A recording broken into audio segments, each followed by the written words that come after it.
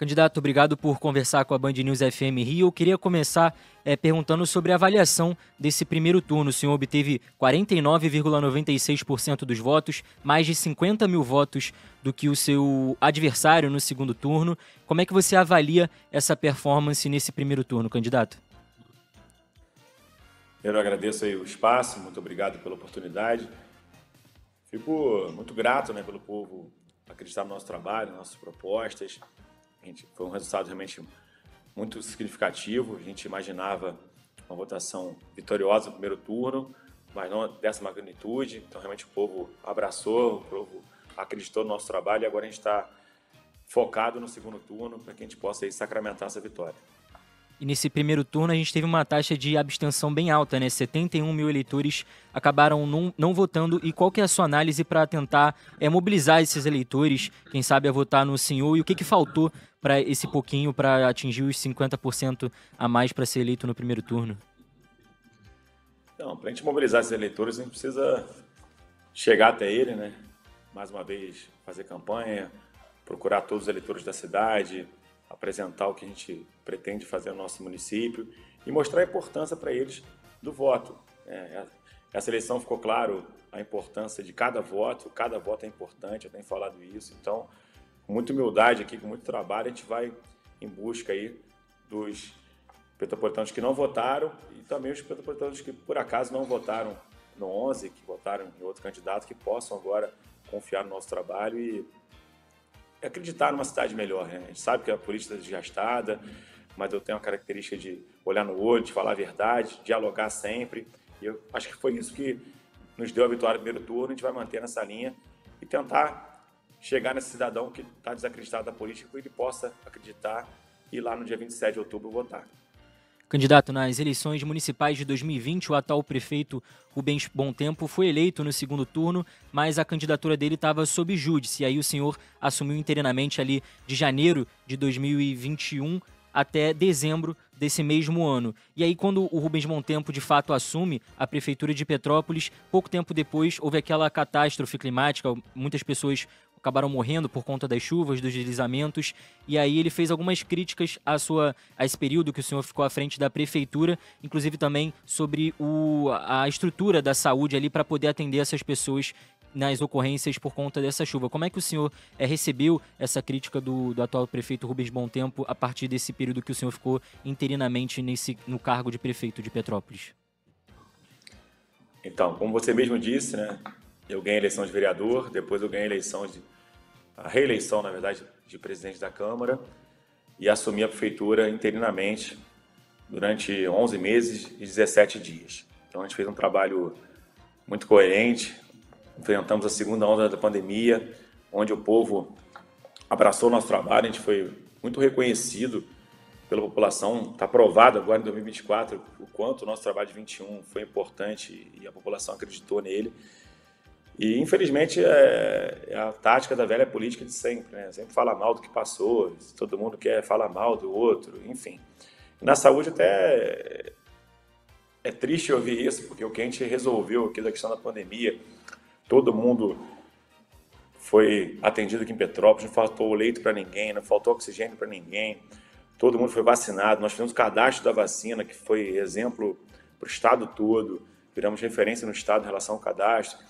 Enfim, mas o atual prefeito tem a história dele aqui no município, eu respeito, mas infelizmente é sempre essa tática de ataque, de falar mal do outro, quer justificar o erro colocando na conta do outro, A tragédia aconteceu 2 meses após a nossa saída, não faltou estrutura da saúde para atender ninguém aqui na tragédia, pode ter certeza disso.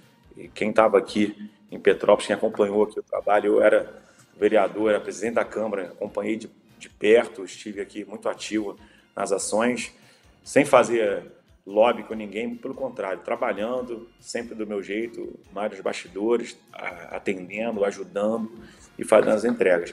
Então, o que importa para a gente, de fato, é que o povo pensa e o povo está demonstrando isso com seu voto esse ano e está muito claro que eu vou seguir no meu trabalho falando do que eu posso fazer, do que eu já fiz, e não atacando ninguém, não falando o que o outro deixou de fazer. Eu acho que isso aí a população precisa responder. Candidato, ainda falando sobre os eventos climáticos, um tema muito importante para a cidade de Petrópolis. Em 2022, a gente lembra que em fevereiro ocorreu uma tragédia, 235 mortos. Em março, mais uma vez, tivemos 7 vidas perdidas por conta de tragédia climática, totalizando mais de 240 pessoas que morreram por conta desses eventos causados pelo clima. Falando de prevenção, a gente tem também agora a finalização da concretagem do fundo da galeria do túnel Extravasor. O que o senhor pretende, caso eleito, fazer para prevenir justamente essas novas tragédias aconteçam durante esses eventos climáticos na cidade de Petrópolis? Perfeito. Então, assim, infelizmente, a cidade nunca se preveniu, né? A cidade sempre espera acontecer uma tragédia para reconstruir. Então, estou falando aí dos últimos 30 anos, para não falar de prefeito AOB, né? Estou falando dos últimos 30 anos. A gente previne muito pouco. E a gente precisa ter a prevenção como o principal tema do governo a partir de janeiro de 2025, né? Enquanto vereador, eu queria deixar claro aqui, porque eu já fiz uma alteração à lei orgânica do município, né? Eu fiz uma proposta de alteração à lei orgânica, onde a gente obriga ao Executivo Municipal a investir 2% do orçamento em obras de prevenção. Isso dá aproximadamente 26, 27 milhões de reais por ano de investimento em obras de prevenção. Aí o pessoal pode achar, mas é pouco investimento e tal. A gente fez um recorte dos últimos 10 anos. Petrópolis não investiu 27 milhões de orçamento em obras de prevenção e a gente está propondo isso a cada ano. Então, o nosso objetivo é, a médio e longo prazo, a gente ter uma cidade muito mais prevenida, muito mais resiliente, muito mais preparada para as tragédias.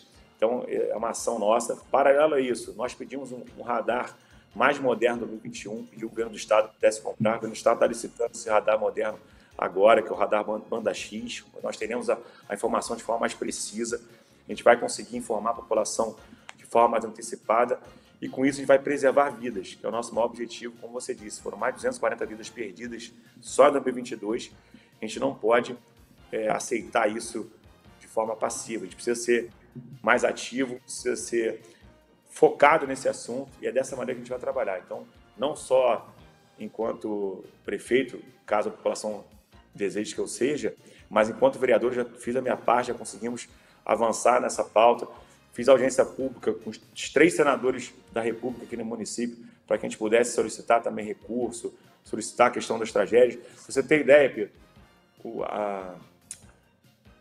o orçamento nacional, a gente não tinha uma rúbrica específica para obras de prevenção. Os senadores não poderiam enviar recursos em 22 específicos para prevenção. Então, a gente fez esse trabalho para que a gente pudesse alterar junto aos deputados federais, junto aos senadores do Estado do Rio também, para que pudesse isso ser mudado lá em Brasília, porque isso é um assunto nacional e, obviamente, Petrópolis é o município que tem o maior interesse nesse assunto. Então, a gente precisa trabalhar muito nesse sentido e pode ter certeza que a gente vai continuar trabalhando e vamos criar uma cidade cada vez mais preparada para o desastre. Candidato, a gente tem um pouco mais de 1 minuto e meio para estourar o nosso tempo. Eu queria partir para o tema da educação. Segundo o IDEB, que é o índice que indica a qualidade de ensino no Brasil, a cidade de Petrópolis ocupa o 37º lugar nos anos iniciais e 32º lugar nos anos finais. O que o senhor pretende fazer para melhorar essa situação na educação na cidade de Petrópolis? Então, é um conjunto de fatores, né? A gente precisa valorizar mais os profissionais da educação, isso do professor, educador, merendeiro, enfim, todos que compõem essa cadeia. Precisamos buscar esses alunos que saíram da escola, né? A evasão escolar também cresceu muito, a gente precisa buscar esse aluno para que ele possa retornar à sala de aula, para que ele possa realmente acreditar na educação. Precisa melhorar a estrutura física das escolas também e ter um plano pedagógico organizado, que todo mundo fale a mesma língua, que tenha uma interação maior. Petrópolis hoje tem mais de 190 escolas, né? Escolas e creches, então a gente precisa ter isso tudo muito integrado, precisa ter uma educação de qualidade, para que a criança e o adolescente saia preparado para o mercado de trabalho também e, consequentemente, melhore sim o ensino IDEB do município. A gente passou aí 2 anos de pandemia, 1 ano de tragédia, a gente sabe que isso tudo interferiu no índice, a gente entende isso também, a gente já falamos disso algumas vezes, mas...